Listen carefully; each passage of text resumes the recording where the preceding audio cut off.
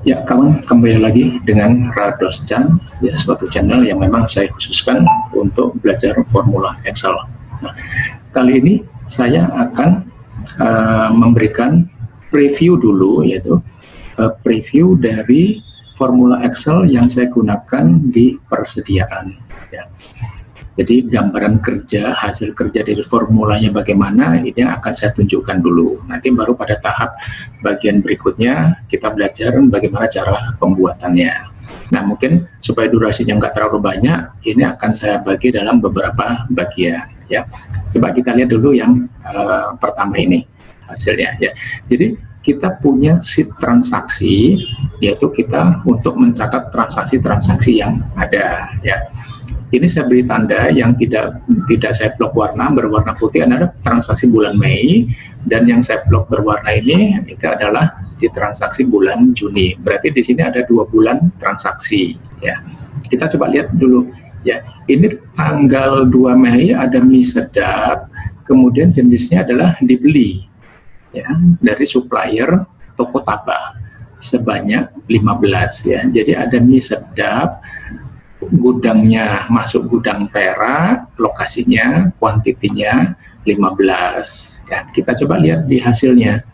Di laporan persediaan bulan Mei, nama gudangnya kita ambilkan dulu. Mie sedap dibeli 15 ini. Ya. Kemudian di bulan Mei juga ada gula putih dan gula biasa. Satu beli tunai, satu beli kredit. Ya. Lokasi gudangnya kita ambilkan dulu, jumlahnya 3 dan 5. Kita lihat gula putih 3, gula biasa 5. Gula putih 3, gula biasa 5. Ini kawan, hasil dari formula Excel di persediaan. Ya. Nah, sekarang bagaimana kalau kita ingin lebih spesifik? Jadi ini kan ada nama gudang, sehingga di laporan kita juga ingin melihat nih. Nah, bagaimana ini gudangnya, gitu kan. Nah, tapi sebelum itu ingin saya tunjukkan dulu, apabila total kotak nama gudang ini kosong, maka perhatikan di sini. Maka kuantiti ini adalah kuantiti total seluruh gudang yang ada. Jadi kalau kita punya 2 gudang, maka kuantiti di sini yang diambil sebagai saldo awal adalah kuantiti dari gudang 1 dan gudang 2. Tapi kalau sekarang kita pilih gudang secara spesifik, lokasinya gudang perak, nah, maka ini kuantiti awalnya atau saldo awalnya hanya yang ada di gudang perak yang diambil. Ya, nah sekarang kita lihat di transaksi gudang perak ini ada 2, ya, pembelian mie sedap dan gula biasa, nilainya jumlahnya 15 dan 5. Kita lihat gudang perak, mie sedap 15, gula biasa 5 ini, ya. Sementara gudang waru hanya ada pembelian gula putih sebanyak 3. Kita lihat, kita rubah ini jadi gudang waru. Nah, ini 3. Saldo awalnya pun hanya mengambil yang ada di gudang waru ini, angkanya, gitu, kawan. Ya, jadi ini hasil kerja dari formula Excel pada persediaan yang saya buat. Nah, sekarang kita coba lihat transaksi lain ini. Masih di bulan Mei ini sudah ada pembelian, kemudian ada penjualan ini. Nah, ada jual tunai, jual kredit, ada jual kredit. Jadi ada 3 ini, ya. Ada 3 transaksi penjualan. Ya, ada minyak. Jadi jenis itemnya cuma 2. Kita ambilkan dulu gudangnya, ya. Berarti minyaknya di sini terjual 2 sama 3, ada 5 minyaknya. Kemudian berasnya hanya 3. Nah, kita lihat terjual di bulan Mei, nama gudangnya kita abaikan, maka minyaknya terjual 5, berasnya terjual 3. Ini, ya. Kita lihat kembali minyak jual. Di sini di bawah lagi ada minyak jual 2 dan 3, berarti 5 kan. Nah, minyak terjual 5, kolom penjualan. Sedangkan pembeliannya, kalau tadi sudah pembelian, kemudian ada lagi beras hibrida, ini dijual sebanyak 3. Kita lihat beras hibrida dijual 3. Nah, Sehingga pada bulan Mei dengan mengabaikan lokasi gudang kita punya ini mutasinya nih, gitu kawan. Nah, kalau kita ingin lebih spesifik di bulan Mei penjualannya, ya katakan bulan Mei kita ambil gudang perak nih. Nah, maka di bulan Mei pada gudang perak tidak ada penjualan. Kita lihat di sini penjualan yang ada ini semuanya ada di gudang mana? Ada di gudang perak waru-waru. Oh, minyaknya, kecuali minyak ada satu, ya. Nah ini di bulan Mei gudang perak hanya ada satu terjual. Tapi kalau kita rubah menjadi lokasi gudang satunya, dia ada dua, beras dan minyak, tiga-tiga. Kita lihat waru ini, nah, ada beras dan minyak, jumlahnya tiga. Itu kawan, ya. Ini hasilnya. Nah sekarang kita lihat bagaimana kalau ada hasil cek fisik koreksi ini ya. Ini ada koreksi min nih. Nah yang harus diperhatikan di sini apabila keterangannya koreksi min, maka angka yang dimasukkan harus dalam min. Jangan lupa kawan ya. Koreksi min di sini artinya catatan kita jumlahnya lebih sedikit daripada jumlah fisik yang ada di gudang. Catatan kita terlalu banyak daripada jumlah fisik yang ada di gudang, makanya harus dikurangi. Ya, koreksi min istilah saya. Angka yang dimasukkan di sini harus dalam min. Tapi kalau koreksi plus artinya catatan kita jumlahnya lebih sedikit daripada fisik yang ada di gudang, makanya catatan kita harus ditambah. Contohnya seperti ini di bulan Juni, koreksi plus angkanya juga dalam satuan plus. Nah, kita lihat hasilnya gimana ini dimutasi. Di sini ada saus tomat, koreksi min, jumlahnya 4. Kita lihat di bulan Mei, ya. Bulan Mei tanpa ini. Nah, ini dia. Ada 4. Ada di gudang perak, ya. Kita lihat. Nah, min 4. Nilai koreksinya otomatis terhitung. Sehingga harga rata-rata yang ada di sini setelah koreksi akan sama dengan sebelum koreksi. Kita lihat ini, kalau kita pilih gudang waru, nggak ada koreksi, karena di bulan Mei, koreksinya ini adanya di gudang perak. Gudang waru nggak ada. Tapi kalau ini kita rubah menjadi gudang perak, muncul di angka 4-nya. Gitu. Nah, itu ya, kawan. Nah, kita lihat sekarang beralih ke bulan berikutnya, bulan Juni. Bulan Juni ini yang saya beri batas warna ini ya, ada pembelian 3 nih. Ada sambal, ada beras, ada indomie. Ya, jumlahnya 2, 4, 4. Ada 3 item di bulan Juni pembelian barang, yaitu sambal, beras, hibrida, dan indomie. Kita lihat di sini. Ini kan masih Mei. Kita pilih yang Juni. Nah, kita ambilkan nama gudangnya, totalnya. Berarti ada mie sedap pembelian, ya, ada di sini.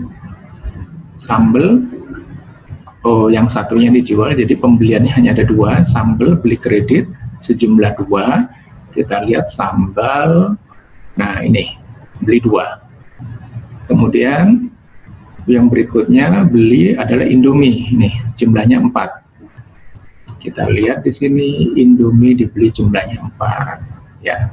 Kemudian yang terjual ada nggak? Kira-kira ada nih, beras hibrida terjual jumlahnya 4. Kita lihat di persediaannya, beras hibrida terjual 4. Ini kita mengabaikan lokasi gudang, jadi kita ambil semua seluruh transaksi yang ada di bulan Juni. Nah, sekarang coba lebih spesifik kita ambil gudang perak. Nah, di bulan Juni kita lihat gudang perak di bulan Juni hanya ada beli sambal, ya, dan indomie. Ini 2 dan 4. Kita lihat 2 dan 4 sambal dan indomie. Penjualannya ada nggak? Penjualannya gudang perak ini dari tanggal 13. Kita jual mie sedap sebanyak 3. Kita lihat di sini mie sedap sebanyak 3, ya. Transaksi jualnya ya. Transaksi jualnya ini 1 jual kredit, kemudian ada lagi jual tunai gudang perak. Nah, sekarang yang di gudang Waru penjualannya berapa? Cuman satu ini, beras hibrida adanya. Ya, yang lainnya perak, Warunya cuma satu, beras hibrida dijual 4. Kita lihat, kita rubah nama gudangnya Waru. Nah, terjual 4 ya. Gitu. Ya, kawan. Nah, itu ya. Kemudian kawan yang di hasil dari formula ini, kemudian ada juga ada koreksi plus untuk gudang perak. Namanya Pami Sedap sebanyak 12. Koreksi plus kita lihat hasilnya di gudang mana? Gudang perak. Nah, 12 nih. Ya, kalau min angkanya dia masuk di kolom min. Kalau koreksi plus dia masuk di sini gitu, ya. Nah, di bawah ini ada jurnal kalau memang diperlukan untuk yang mungkin ini untuk yang paham akuntansi, ya. Kalau di sini angkanya plus, dia akan masuk ke sini. Tapi kalau di sini angkanya min, berarti catatan persediaan kita terlalu tinggi dibanding nilai yang ada di gudang, ya. Dia akan angka-angkanya akan masuk di sini. Misalkan ini saya tulis min 9 misalkan. Nah, dia masuk ke sini ya.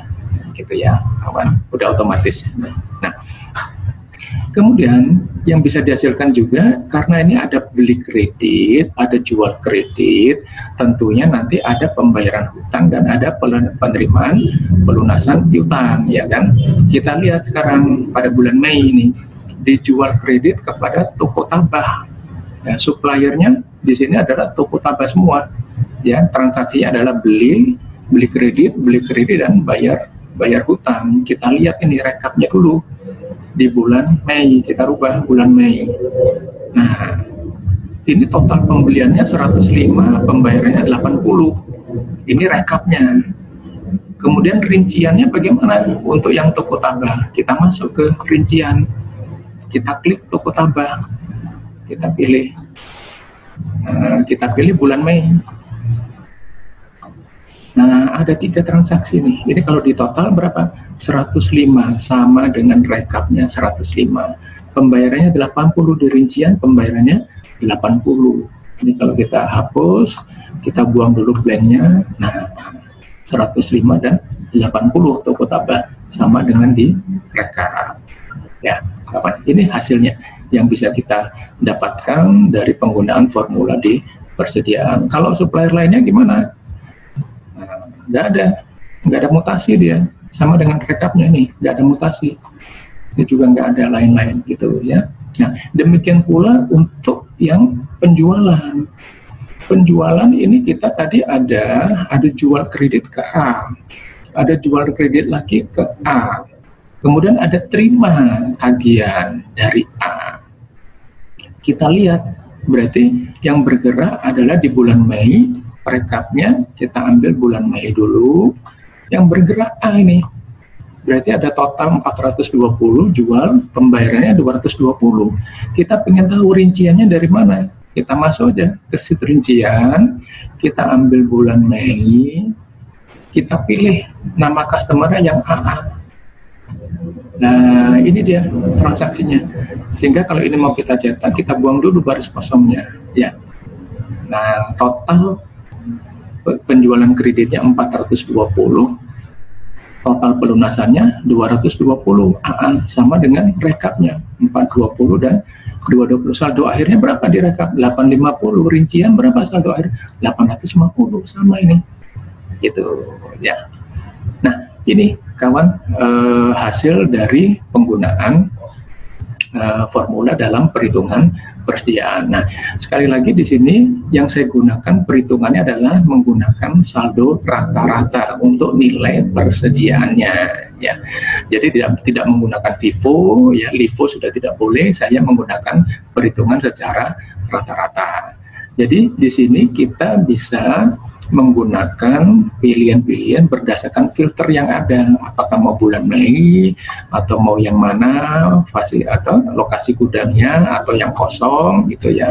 Nah, ini hasilnya seperti ini. Sekarang kenapa kok cuman ada 2 bulan gitu ya? Nah, sekarang gini yang perlu saya sampaikan di awal ya. Kalau kita mempunyai 2 jenis gudang kawan di sini ya. Nah, maka berarti kita punya 3 kombinasi dalam 1 bulan. Ini bulan Mei ya. Nah, Yang pertama adalah kalau nama gudangnya kosong, maka kuantitas yang diambil adalah kuantitas total. Ya, ini 33, perhatikan angkanya 33, 27, 29 ya. Tapi kalau kita ambil nama gudang perak, berubah dia. Ya, berarti di sini sudah dua kombinasi ya. Kita ambil gudang satunya, gudang waru, kita lihat ini tadinya 20, 11, 13, kita ambil waru, berubah dia 13, 16, 16. Ya, berarti kita sudah punya 3 kombinasi kan untuk 1 bulan karena kita punya 2 gudang. Berarti di bulan kedua kita juga punya jumlah kombinasi yang sama. Berarti kalau di total kita punya 6 kombinasi gitu ya. Nah, sementara dalam Excel kita hanya bisa bikin kombinasi itu maksimal 7. Jadi kalau kita tambah dengan 3 bulan, kombinasi kita ada 9. Ini tidak bisa di Excel. Ya, kecuali kawan-kawan lokasi gudangnya cuma 1. Jadi kita nggak perlu pilihan. Ya, berarti kalau lokasi gudang cuma 1, maka bulannya bisa sampai Januari sampai Juli.